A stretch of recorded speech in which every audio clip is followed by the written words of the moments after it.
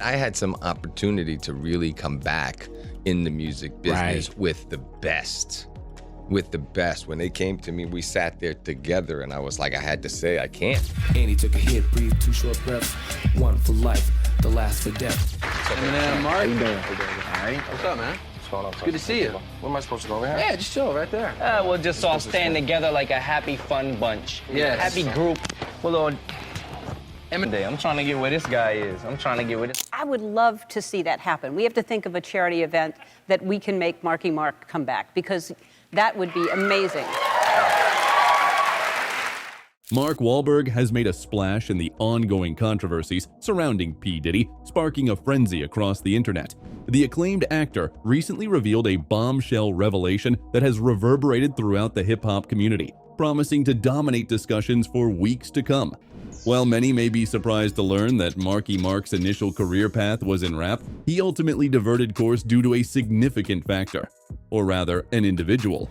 What exactly did the action star disclose, and how does it impact the legal battles facing Diddy? Let's find out in today's video. But first, make sure that you subscribe to our channel and you smash that notification bell for more updates on this. Now, let's dive in. That we can make Marky Mark come back, because that would be amazing. Let's partner up and do that together for a very worthy cause. What do I have to do with it? What am I doing? Well, you could sing the Lolita Holloway part. I had the chance to re-enter the music scene with the best in the business. We sat down together, but ultimately, I had to decline, remarked actor Mark Wahlberg, further complicating Diddy's tumultuous situation as the embattled CEO of Bad Boy Records faces scrutiny over various allegations. Recently, federal agents from Homeland Security conducted raids on Diddy's residences in New York and Los Angeles, flipping them upside down in search of undisclosed evidence. While the specific motives behind these raids remain elusive, aerial footage captured by prominent news outlets depicted agents combing through documents, electronic devices, and personal belongings. Despite the extensive operation, Homeland Security has remained tight-lipped regarding the ongoing investigation. Possessed and obsessed.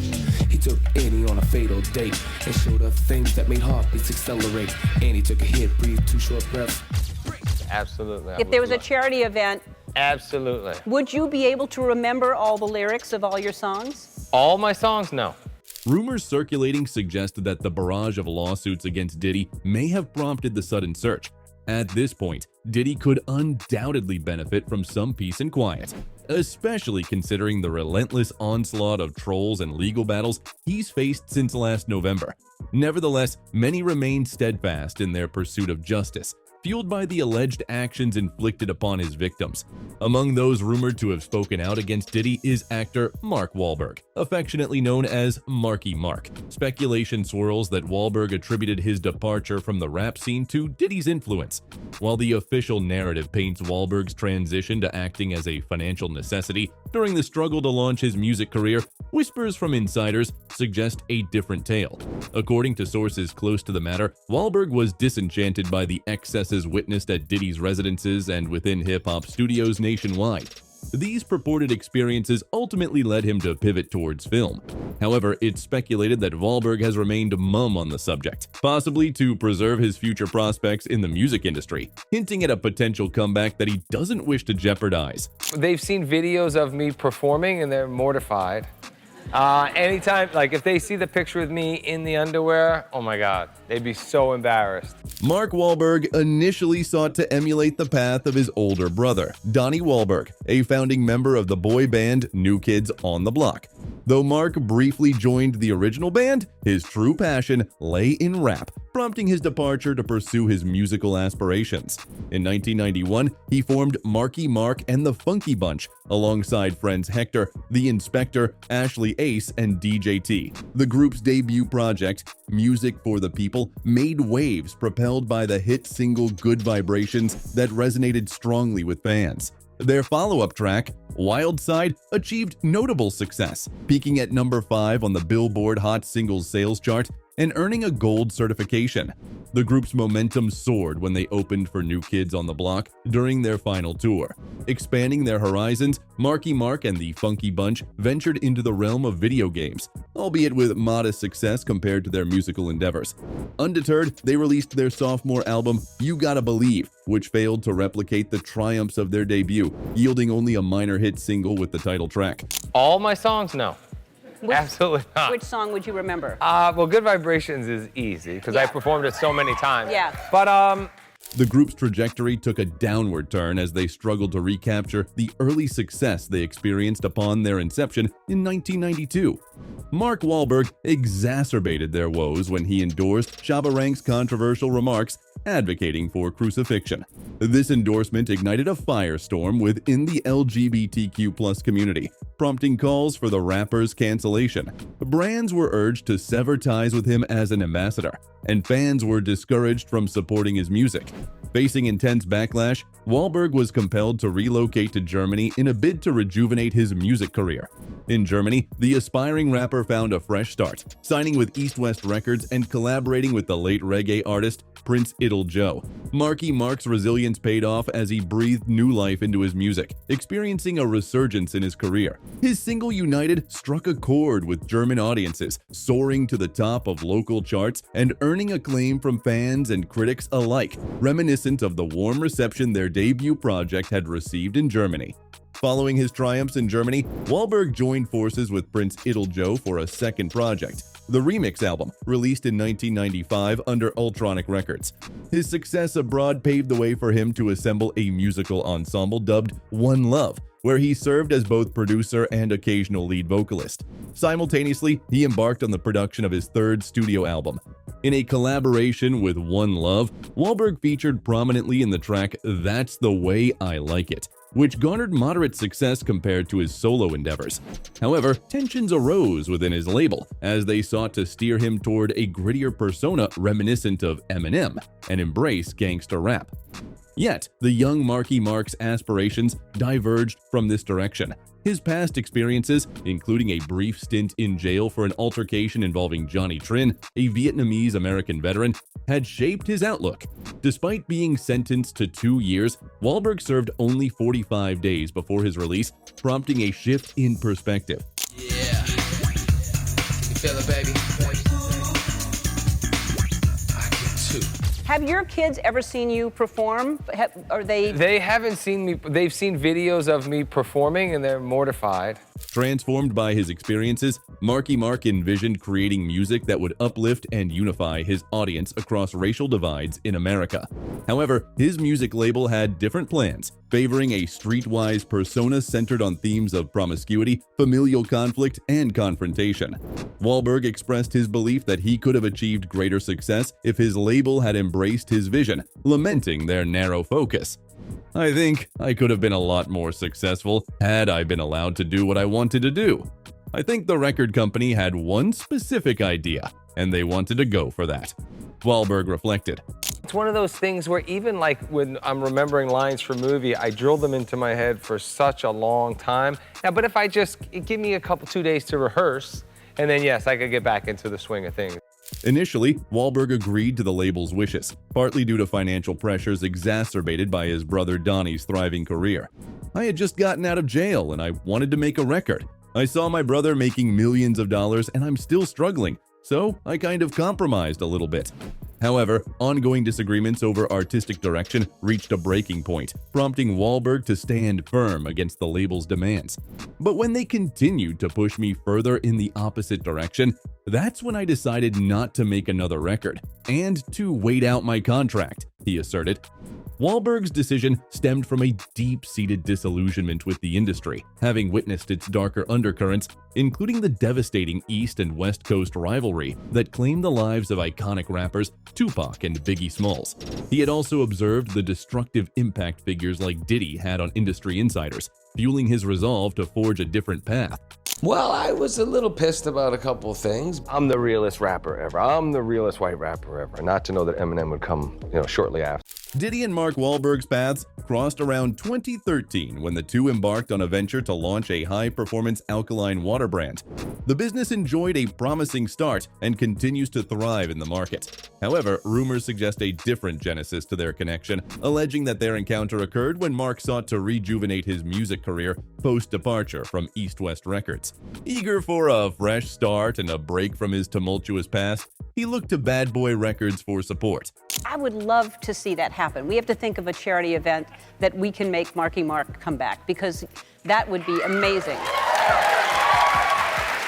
Speculation abounds regarding why Mark's association with Bad Boy Records never materialized. One theory posits that Diddy may have preemptively declined Mark's involvement. While this notion may seem far-fetched, it gains credence from allegations made by singer Jaguar Wright. In recent years, Wright claimed that Diddy engaged in inappropriate behavior with male artists seeking financial assistance. She recounted an incident involving a female lawyer employed by Bad Boy Records who stumbled upon Diddy receiving fellatio from singer and actor Christopher Williams.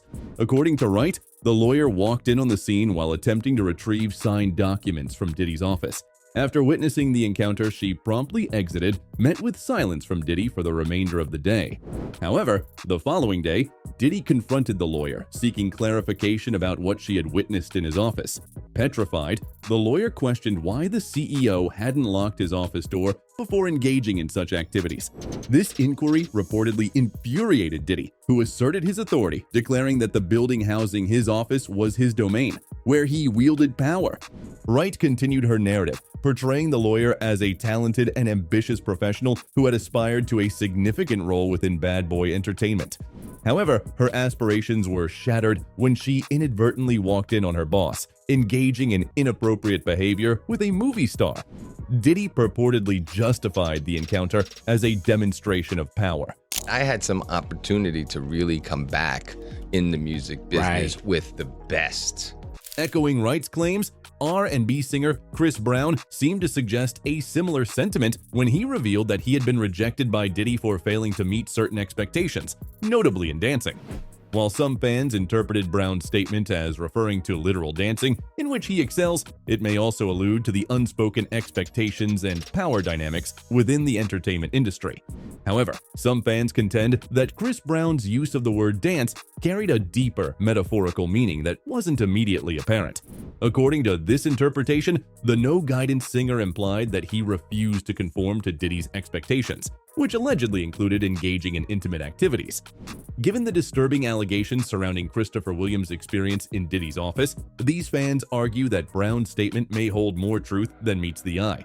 Furthermore, Brown wouldn't be the only artist to suggest such improprieties within Diddy's circle. In an ongoing court case, music producer Rodney Jones Jr., known as Lil Rod, has accused Diddy of attempting to coerce him into intimate acts during their professional relationship.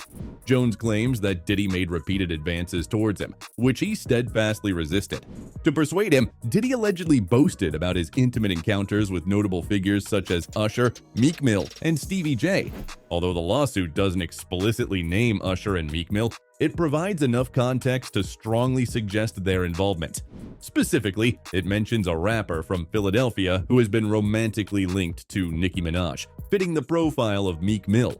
These troubling allegations cast a shadow over Diddy's reputation and raise questions about the power dynamics and exploitation within the music industry.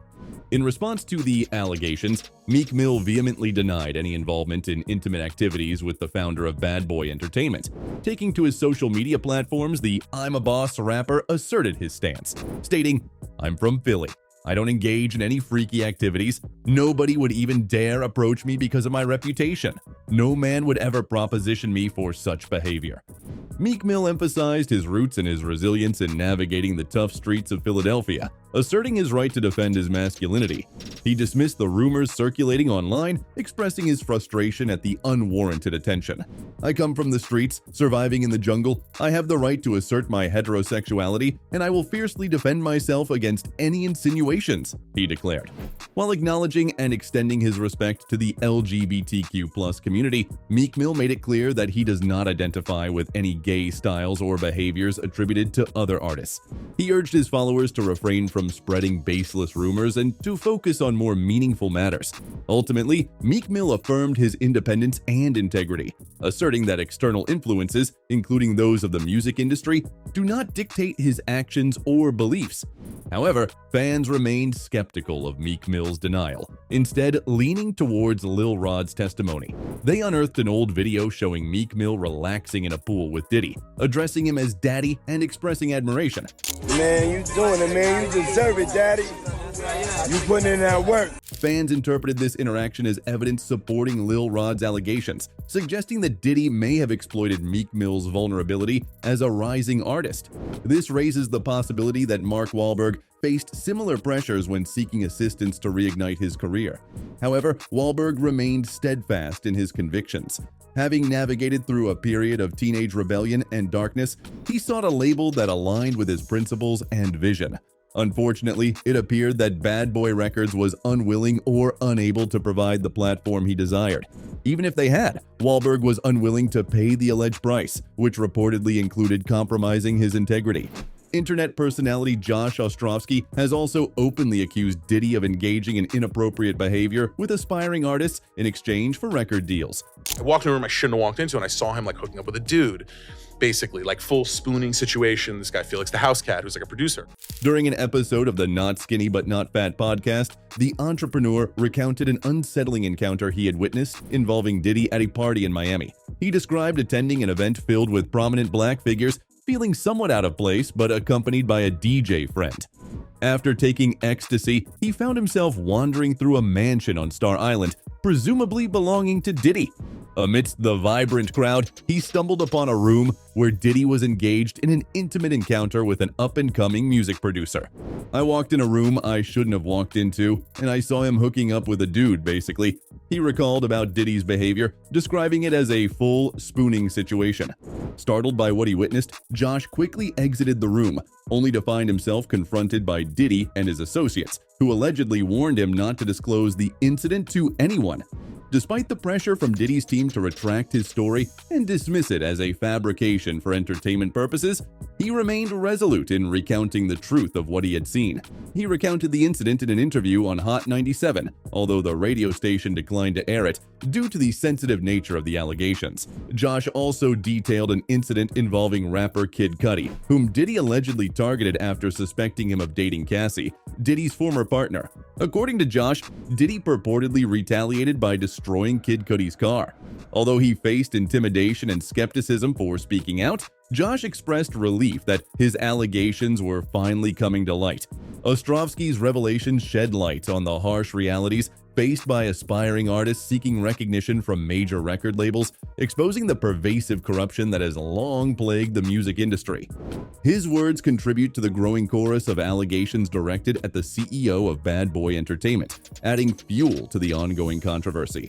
The controversy escalated with Cassie Ventura's lawsuit against Diddy, in which she accused him of multiple crimes, including physical maltreatment and degrading treatment. According to the lawsuit filed in New York, Diddy allegedly compelled Cassie to engage in intimate acts with strangers, filming the encounters for his amusement and sharing them with his associates. Cassie, straight up. Sean Combs accused of and physical by his ex Cassie. In court docs obtained by ET Thursday, the R&B singer accuses the media mogul of creating a pattern of control and Initially, Diddy vehemently denied the allegations, asserting his innocence. However, within 24 hours of the lawsuit's filing, both parties entered into negotiations, resulting in a confidential settlement. While the terms of the settlement remain undisclosed, speculation among fans suggests a substantial monetary sum, with estimates reaching as high as $30 million. Many interpreted the swift resolution as an implicit acknowledgement of wrongdoing on Diddy's part, questioning why he would settle if he believed in his innocence. In response to the settlement, Diddy's legal team asserted that it did not imply an admission of guilt. "We have decided to resolve this matter amicably," they stated, emphasizing that settling a lawsuit does not equate to accepting responsibility for the alleged actions. Diddy himself addressed the situation on November 18th, expressing well wishes to Cassie and her family. "I wish Cassie and her family all the best. Love, Diddy," he stated in a release statement. Diddy's attorney, Ben Brafman, further clarified the settlement, affirming that it did not compromise Diddy's denial of the allegations. Just so we're clear, a decision to settle a lawsuit, especially in 2023, is in no way an admission of wrongdoing, Brafman asserted. He emphasized that Diddy's decision to settle was based on reaching a mutual agreement and did not undermine his denial of the claims. Following Cassie's lawsuit, several other women came forward with similar allegations against Diddy, alleging physical misconduct while they were intoxicated. Among them was Joy Dickerson-Neal, who claimed to have encountered Diddy while she was a university student.